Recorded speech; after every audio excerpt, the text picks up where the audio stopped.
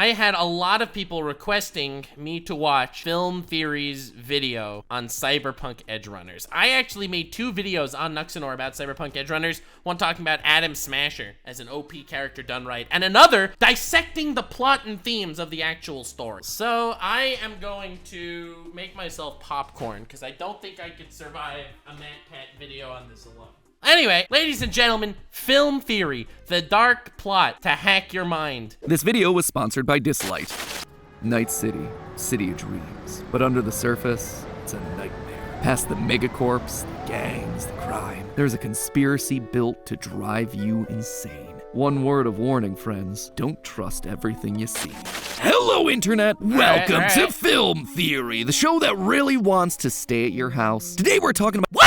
Welcome to Film Theory, the show that really wants to stay at your house. Today we're talking about an urban cityscape coated in neon and sprinkled with characters oozing so much swag that I know they're too cool to hang out with me. Cyberpunk 2077. Yeah, that's why I've never collabed with MatPat, by the way. It's because of my swag. Today we're actually talking about 2 of these worlds because our sponsor for today's video is Dislight, the free turn-based gacha RPG for iOS and Android, all about people awakening divine powers in a super stylish sci-fi setting. Wait a minute, Dislight is set in 2027? That's just 4 years away. Society had better start installing neon lights in a hurry. And it beats Cyberpunk 2077 this is such a long ad. TLDR, if you like Cyberpunk, Dislight is gonna be your jam. And bonus, in the world of Dislight, the powers that be aren't trying to turn you into a crazy mind-controlled pawn for the government, which lame segues nicely into Cyberpunk and our theory for today. In case you somehow Am I allowed to? missed the Keanu Reeves level hype around Cyberpunk. this was a video game that, unlike Dislike, didn't exactly have itself the smoothest launch. Please,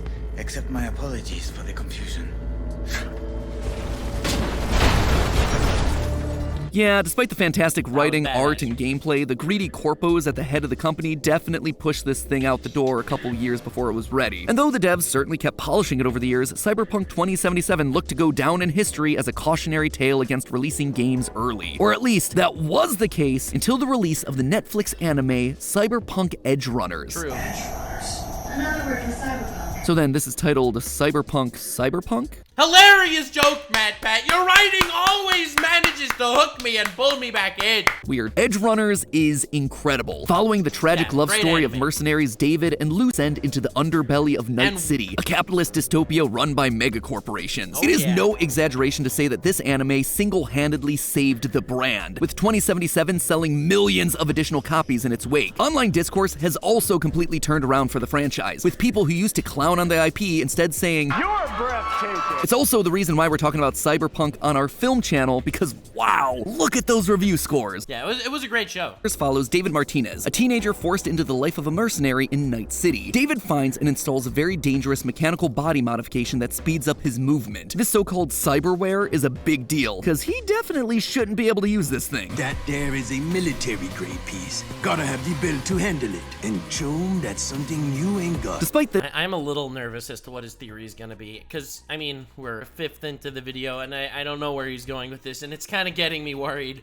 I'm worried his theory is just gonna be the dark plot to hack your mind. You may think it's about the cyberpsychosis that people get once they start putting chrome in their brain. No, the government is trying to mind control us, even now with their capitalism. this, David adapts well to the implant with no training, spending the rest of the series upgrading his body with more and more cyberware. The show's central conflict then eventually becomes David's struggle against the implants, and whether or not his body is gonna reject them all. I feel better in metal than in my own skin. I'm built different.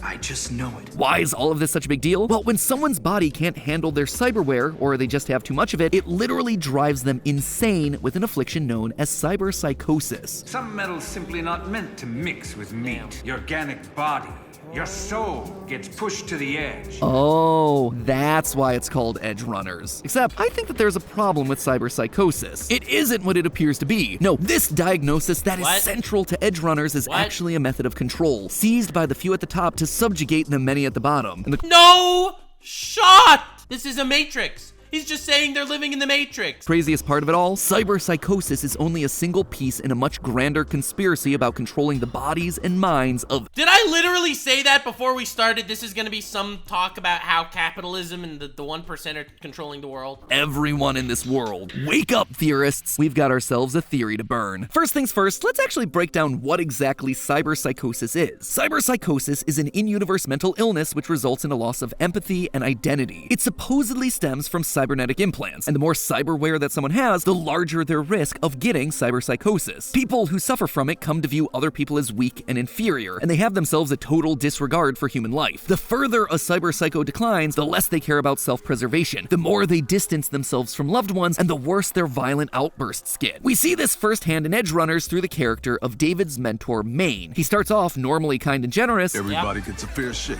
Only way I operate. but then he starts treating his crew as worthless. All right, huh, kid?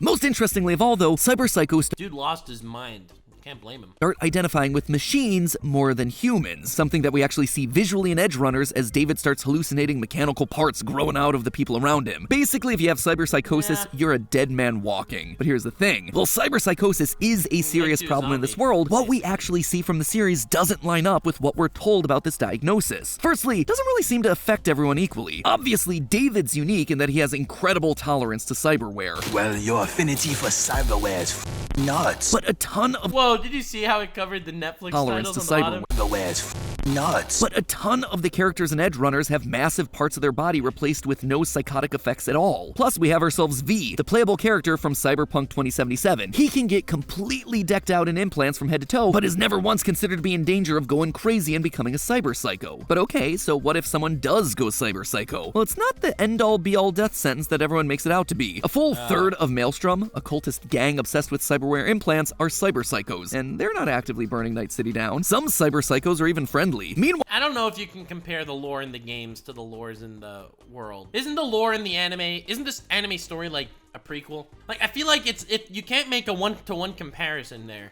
every member of MaxTac, the universe's equivalent of a SWAT team, is a cyberpsycho. Literally all of them. As the Shard puts it, quote, the same people who butchered innocents in the streets just a month, a week, a day earlier are now knights in shining armor. There's a ton of evidence to back all this up. The very first trailer for Cyberpunk 2077 featured a cyberpsycho woman being attacked by MaxTac, but she later shows up in a quest from the video game as a member of MaxTac, which references the trailer as a canonical event. They didn't kill her, they recruited her. Furthermore, a computer terminal that you can find in a different questline describes cyberpsychosis as a, quote, fairly common problem amongst MaxTac. On top of all of that, Atom Smasher, one of the main antagonists of both the anime and the game, has had his body entirely replaced with implants. Heard you went no-ganic, full bore. And yet, despite being sadistic, violent, and having a disregard for human life, I'm the one you're after, ain't I?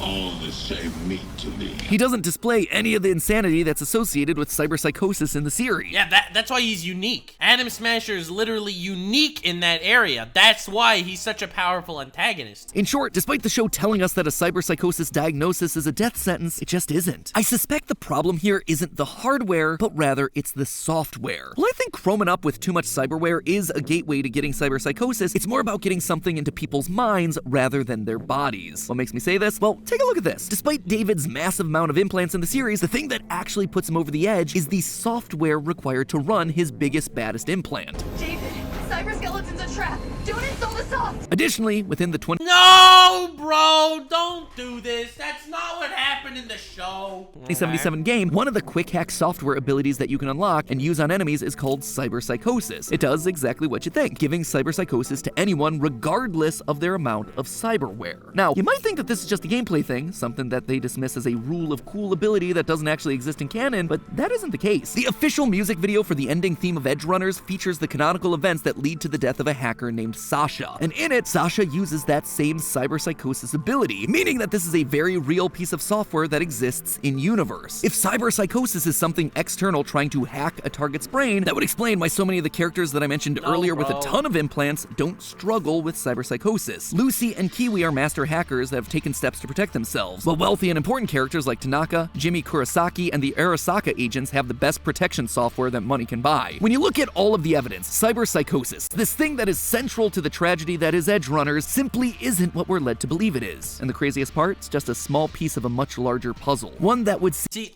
the reason why this doesn't make sense is because the people that get like non-government mandated chrome implants, right? They still go psycho. You're making it sound like it's some sort of government decision, some sort of decision-making process that makes people a cyber psycho. That just literally can't be the case. There are so many scenes where it's not done on purpose. The first scene, I think, of the Cyberpunk Edgerunners anime is the one cyber psycho dude who went crazy, and he was like an agent of the government. He started killing all these other agents, and they had to put him down, right?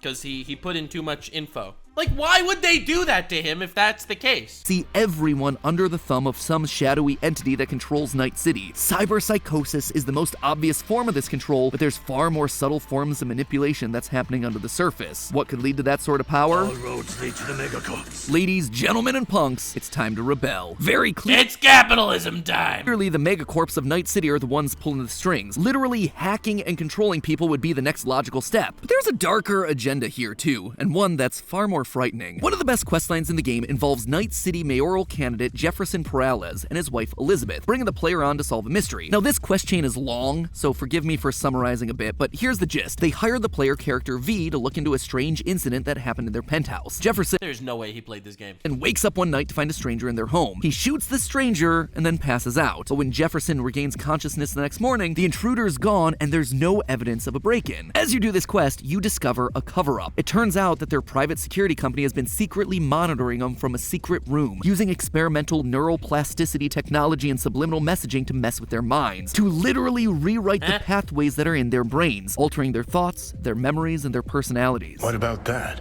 The blue Fresh neural links. They're not spying on them, Johnny. They're with their heads. And we're not just talking about simple stuff like favorite movies or taste in music. Once, I said we should visit his brother's grave, and he told me that he'd been an only child. At the end of the storyline, we can either tell Jefferson the truth or lie to protect his safety. Either way, the manipulation continues. Jefferson goes on to win the election, thereby putting a puppet in control of Night City. Now, obviously, this is going way deeper than just some small-time security company. Another quest in the game involves V recovering a stolen encrypted hard drive which contains an internal memo from No shot he watched the anime either. Someone else wrote him the script for sure. one of the megacorps, Night Corp, detailing secret experiments that they're running on unsuspecting subjects. They've managed to use subliminal messaging to turn one subject described as calm and empathetic into a psychopath that, quote, strangled one of their colleagues over a dispute over coffee. Can't really blame them. I don't like decaf either. But think about this. What?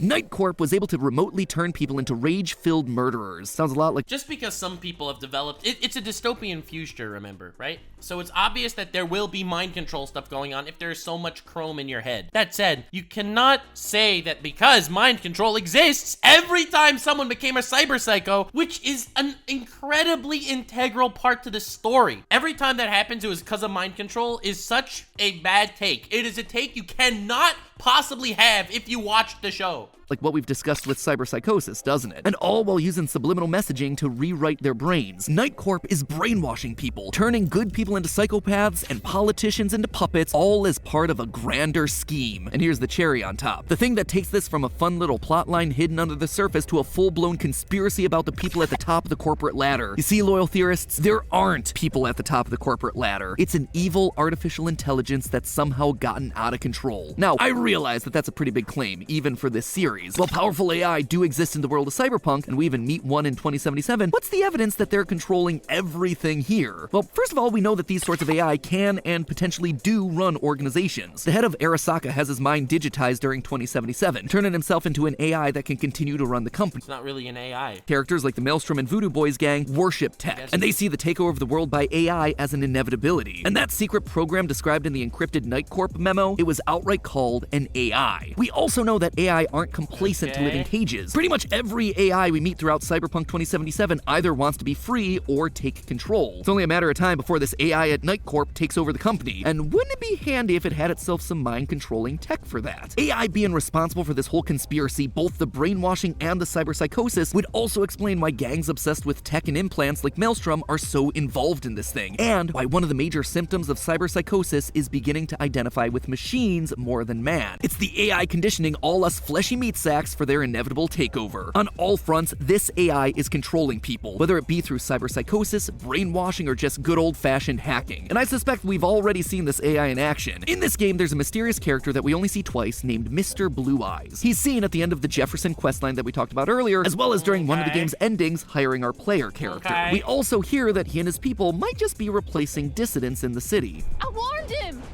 Some black suits came by, blue eyes and all. Look just like he said. Clearly, whoever this guy is, he's powerful, pulling unknown strings that we only catch a glimpse of. But here's why it matters. In the Cyberpunk universe, people's eyes start glowing blue or orange when they're transferring information digitally or when they're being remotely puppeteered by someone. Or something. So, someone who has glowing blue eyes all the time... No, bro, that's not necessarily... That's not proof, bro! So that their alias is Mr. Blue Eyes? That means that they're constantly transferring data, constantly being puppeteered. This guy is the literal embodiment of this massive conspiracy, a story that's touched every part of the Cyberpunk IP from Edgerunners to 2077, and I bet that we're gonna be seeing a lot more from him in the future. Yeah, this video is kind of mid, not gonna lie. Like, even for film theory standards, it's not like it's wrong enough to get upset, but I feel like there was no, like, substance to anything he said. Anyway, that was one of the videos of all time. Like, subscribe, and follow me on Twitch. Stay weird, fam!